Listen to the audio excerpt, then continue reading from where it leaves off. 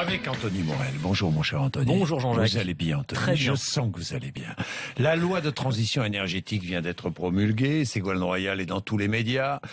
On parle technologie verte avec vous. L'innovation a un rôle majeur à jouer évidemment pour diminuer notre consommation d'énergie fossile. Quand je vois la folie des hommes qui se battent, les Canadiens, les Russes, les Norvégiens, pour aller puiser dans le sous-sol arctique, aller bousiller ce qui reste à bousiller là-bas. Ouais. Non mais je referme cette parenthèse. On va trouver des solutions. Parmi les projets prometteurs, il y a cette super éolienne testée en ce moment en Alaska. Oui, tiens, parce qu'en Alaska, on commence à se rendre compte des dégâts qui ont été faits. En Alaska, sa particularité, cette éolienne vole à 600 mètres au-dessus du sol. C'est ça, une éolienne volante. Alors il faut imaginer une espèce de gigantesque bouée de 10 mètres de diamètre gonflée à l'hélium qui flotte dans les airs avec à l'intérieur une grosse hélice, des pales qui vont tourner au contact du vent comme une éolienne classique, sauf qu'au lieu d'être reliée au sol par un gros pylône tout moche, là on a des filons, des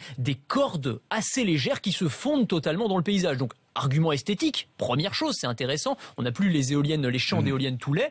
Et puis surtout, argument efficacité. C'est-à-dire que ces éoliennes, elles vont aller chercher les vents d'altitude qui sont beaucoup plus constants et beaucoup plus puissants, 5 à 8 fois plus puissants que les vents au sol. Et donc, éolienne contre éolienne, eh bien, on va générer 2 fois plus d'électricité avec ces éoliennes volantes qui sont en plus des petits bijoux de technologie à l'intérieur. Vous avez des ordinateurs embarqués.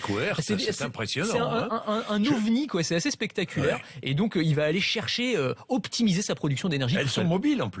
Elles sont mobiles. Les déplacer. Exactement. Alors, vous imaginez que, par exemple, dans une zone sinistrée, après un gros séisme ou après un tsunami, on a besoin tout à coup d'avoir de l'électricité sur une zone qui en est privée. Eh bien, on va apporter en quelques heures ces éoliennes volantes. On les déploie en moins de 24 heures avec 4 personnes. On les apporte sur un gros camion, on les gonfle comme des ballons de baudruche. Et voilà, vous avez une éolienne qui va vous couvrir une zone en électricité. C'est donc en multipliant les initiatives comme cette initiative-là qu'on arrivera au final à réduire la part d'énergie fossile dans notre énergie, notre mix énergétique. Évidemment. Autre source d'énergie renouvelable, le solaire. Et Google vient de lancer un nouvel outil pour nous inciter à installer des panneaux photovoltaïques sur nos toits. Oui, alors il y a beaucoup de gens qui se posent des questions. Combien est-ce que ça peut me faire économiser d'installer des panneaux solaires sur mon toit?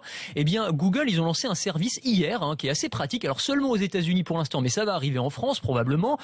En gros, ils vont mesurer pour vous la rentabilité énergétique de votre toit. C'est-à-dire que vous rentrez simplement votre adresse dans un moteur de recherche. Eux, ils vont trouver une photo de votre maison. Vous savez qu'ils ont une photo du toit de votre maison avec Google Maps. Ils ont tous les toits du monde, en gros.